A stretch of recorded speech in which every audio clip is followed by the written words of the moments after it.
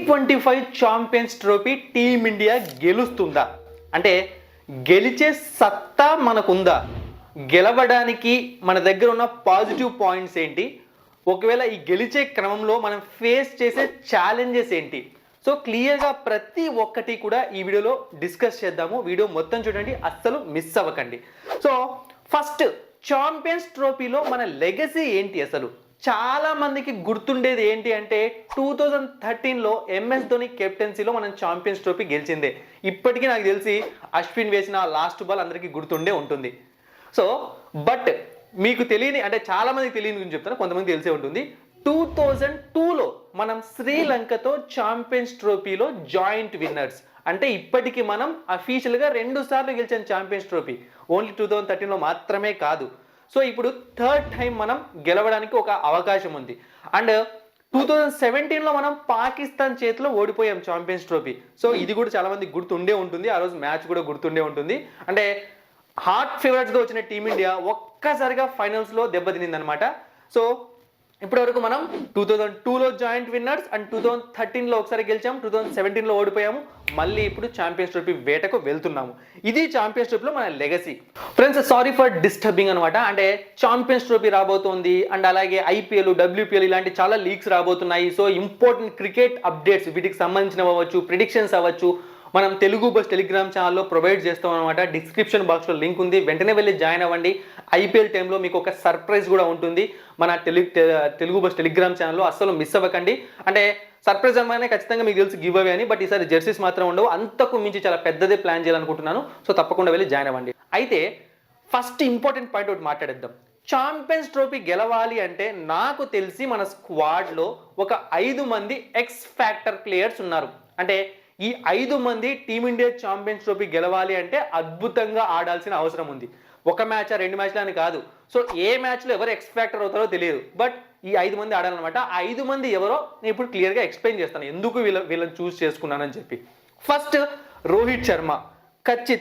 రోహిత్ శర్మ ఖచ్చితంగా ఆడి తీరాలి మనం ఛాంపియన్స్ ట్రోఫీ గెలవాలి అంటే. ఎందుకంటే యాజ్ ఏ ఓపెనర్గా, యాజ్ ఏ కెప్టెన్గా, అండ్ ఇది 50 ఓవర్స్ ఫార్మాట్ కూడా, దీన్ని కూడా గుర్తుపెట్టుకోండి. అందుకే రోహిత్ శర్మ లాంటి ఎక్స్పీరియన్స్ ఉన్న ప్లేయర్, ఒక కెప్టెన్ కూడా మనకు అవసరం అనమాట. ఇక నెక్స్ట్ విరాట్ కోహ్లీ.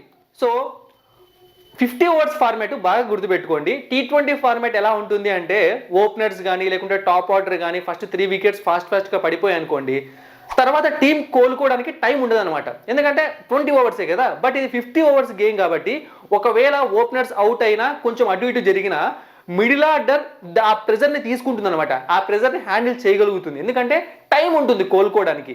సో అందుకే విరాట్ కోహ్లీ లాంటి ప్లేయర్, నేను చాలాసార్లు చెప్తూ ఉంటాను, once in a generation player, అది కూడా మిడిల్ ఆర్డర్లో నంబర్ 3లో బ్యాటింగ్కి వస్తాడు.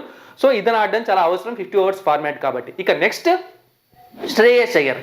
ఎందుకు శ్రేయస్ అయ్యర్ని చూస్ చేసుకున్నాను అంటే, సో మళ్ళీ మిడిల్ ఆర్డర్ పరంగానే చూస్ చేసుకున్నాను. అలాగే శ్రేయస్ అయ్యర్కు ఈ ఫార్మాట్లో ఉన్న ఫామ్ అండ్ తనకు ఇప్పుడు ప్రెసెంట్ ఆడబోయే ఈ దుబాయ్ పిచ్చెస్లో, ఇలాంటి పిచ్చెస్లో తను బాగా కూడా ఆడగలడు.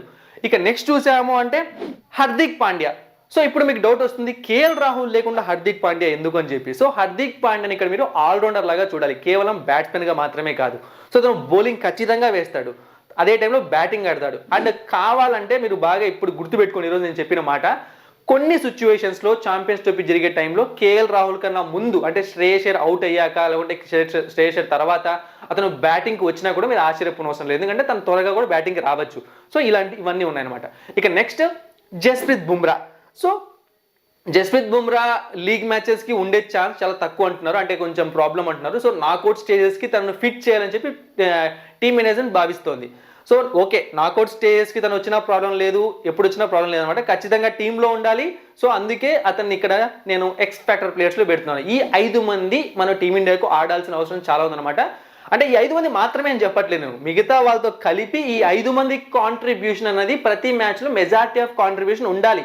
5 మంది ప్రతి మ్యాచ్లో ఆడలేరు, 3, 4 ఆడుతూ ఉండాలి ప్రతి మ్యాచ్లో. సో మిగతా వాళ్ళు వీళ్ళకి తోడవుతూ ఉండాలి. అలా ఒక టీమ్ గేమ్గా ఇది మనకి యూజ్ అవుతుంది అనమాట. ఇక నెక్స్ట్ టీమిండియా స్ట్రెంగ్త్ ఏంటి అసలు? ఈ ఛాంపియన్స్ ట్రోఫీలో వెళ్తున్నాం కదా, మన స్ట్రెంగ్త్ ఏంటి అసలు? సో ఫస్ట్ చూసాము అంటే స్ట్రాంగ్ బ్యాటింగ్ లైనప్ ఉంది మనకి. సో ఒకసారి చూసారు అంటే శుభ్మన్ గిల్, రోహిత్ శర్మ, విరాట్ కోహ్లీ, శ్రేయస్ అయ్యర్, KL రాహుల్, సో హార్దిక్ పాండ్యా, ఒకవేళ అక్షర్ పటేల్ అవ్వచ్చు, జడేజా అవ్వచ్చు, ఎవరైనా అవ్వచ్చు. సో నన్ను అడిగితే మిగతా స్క్వాడ్స్ ఎవరైనా తీసుకోండి, ఏ కంట్రీదైనా తీసుకోండి మీరు. సో ఒక ఇంత స్ట్రాంగ్ బ్యాటింగ్ లేదా మీకు కనిపించదు. మేబీ మీరు ఆ టీంలో అంటే మీరు చూస్తున్న టీంలో ఏదో ఒకరిద్దరు బ్యాట్స్మెన్లు హిట్టర్లను చూడకండి, మీరు ఓవరాల్ పర్ఫార్మెన్స్ చూడాలి. సో అందుకే స్ట్రాంగ్ బ్యాటింగ్ లేదా మనకు ఉందన్నమాట. ఇక నెక్స్ట్ క్రికెట్లో బ్యాటింగ్ బౌలింగే కదా, గుడ్ బౌలింగ్ అటాక్ కూడా మనకు ఉందన్నమాట. సో జస్ప్రీత్ బుమ్రా చెప్పే కదా ఆల్రెడీ, సో లీగ్ స్టేజ్కి లేకపోవచ్చు, అయినా సరే షమి ఉన్నాడు. సో ఇక హర్షదీప్ సింగ్ ఉన్నాడు, హార్దిక్ పాండ్యా బౌలింగ్ చేస్తాడు. సో స్పిన్నర్ వైజ్ వచ్చాము అంటే ఇంకా చాలా స్ట్రాంగ్ ఉంది. కుల్దీప్ యాదవ్, అక్షర్ పటేల్ ఉన్నాడు, జడేజా ఉన్నాడు. సో ఇద్దరు ఎవరో ఒకరు ఉంటారు టీంలో.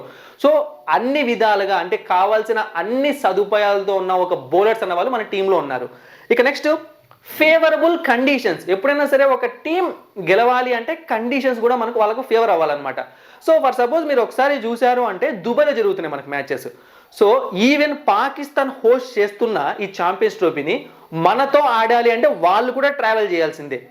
బట్ మనం మాత్రం దుబాయ్ గ్రౌండ్లోనే అన్ని మ్యాచ్లు ఆడతాం. ఒకవేళ ఫైనల్స్కి వెళ్ళినా ఫైనల్స్ కూడా దుబాయ్ గ్రౌండ్లోనే ఆడతాము. సో మనం ఫస్ట్ నుంచి లాస్ట్ వరకు ఒకే గ్రౌండ్లోనే ఆడతాం కాబట్టి ఆ కండిషన్స్కి మనం త్వరగా అడాప్ట్ అయిపోతాము, మనకు బాగా సూట్ అవుతాయి. అదే టైంలో ఇదే దుబాయ్ గ్రౌండ్లో మనకు సూపర్ రికార్డ్ ఉంది వన్ డే ఫార్మాట్లో. సో టోటల్గా మనం ఇప్పటివరకు ఇక్కడ 6 మ్యాచ్లు ఆడితే 5 మ్యాచ్లు గెలిచాము, ఒక మ్యాచ్ డ్రా అయింది. అంటే వన్ డే మ్యాచెస్లో దుబాయ్ క్రికెట్ గ్రౌండ్లో ఒక్క మ్యాచ్ కూడా మనం ఓడిపోలేదు. T20 మ్యాచ్లో ఓడిపోయాం, బట్ వన్ డే గురించి మాట్లాడుతున్నాను. సో ఇదనమాట. ఇక నెక్స్ట్ మన టీంలో మ్యాచ్ విన్నర్స్. ఫర్ సపోజ్ మీరు తీసుకోండి, ఓపెనర్స్ అనగానే రోహిత్ శర్మ గుర్తొస్తాడు, మిడిల్ ఆర్డర్ అనగానే మనకు విరాట్ కోహ్లీ గుర్తొస్తాడు, ఇక లోయర్ ఆర్డర్ అనగానే సో కేఎల్ రాహుల్, హార్దిక్ పాండ్యా గుర్తొస్తారు, స్పిన్నర్స్ అనగానే కుల్దీప్ యాదవ్. అంటే వీళ్ళు గుర్తొస్తారంటే దీని అర్థం ఏంటి, వీళ్ళు మ్యాచ్ విన్నర్స్. సో బౌలింగ్ అనగానే షమి, బుమ్రా గుర్తొస్తారు. ప్రతి డిపార్ట్మెంట్లో కూడా ఉన్న 11 మందిలో ఒక 5-6 మంది మ్యాచ్ విన్నర్స్ మన దగ్గర ఉన్నారు. సో ఇది అంత ఈజీ కాదు, అందరికీ జరగదు. సో ఇదనమాట. ఇక నెక్స్ట్ టీమిండియా ఫేస్ చేసే ఛాలెంజెస్ ఏంటి మరి అంటే, అంతా బాగుంది, టీం మొత్తం బాగుంది, మరి ఎందుకు అంటే ఏదో ఒకటి ప్రాబ్లమ్స్ ఉంటాయి కదా, మరి ఆ ఛాలెంజెస్ ఏంటి అంటే ఫస్ట్ హ్యాండ్లింగ్ ప్రెజర్. బేసిక్గా నేను చాలాసార్లు చెప్పాను అనమాట ఈ మాట. బేసిక్గా వాళ్ళు ప్రెజర్ ఫీల్ అవుతున్నారు, కానీ ఆ ప్రెజర్ని మనమే వాళ్ళకి ఇస్తున్నాం. అంటే అభిమానం రూపంతో వాళ్ళకి ఇస్తున్నాం. అంటే వాళ్ళు ప్రెజర్ సిచ్యువేషన్లో వచ్చేసరికి ఓడిపోతే రేపు ఏమవుతుందో అన్న ఒక థాట్ని వాళ్ళకి పంపిస్తుంది. అంటే కొన్ని కోట్ల మంది ఇష్టపడతారు క్రికెటర్స్ని, కొన్ని కోట్ల మంది ఒక రిలీజన్ లాగా చూస్తారు క్రికెట్ని. సో అందుకే ఎక్కువగా ప్రెజర్ తీసుకుంటారు అనమాట. ఈ నాకౌట్ స్టేజెస్లో మనం ఫేస్ చేసే అతిపెద్ద ఛాలెంజ్ ఇదే అనమాట. సో ఈ ప్రెజర్. ఇక నెక్స్ట్ ఇంకొకటి ఏంటి అంటే ఇంజురీ ప్రాబ్లమ్స్. 50 ఓవర్స్ ఫార్మాట్, దీన్ని మైండ్లో బాగా గుర్తుపెట్టుకోండి.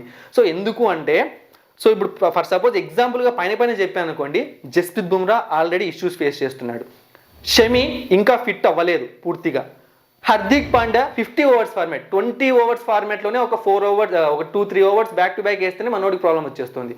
సో ఇదొక ప్రాబ్లం.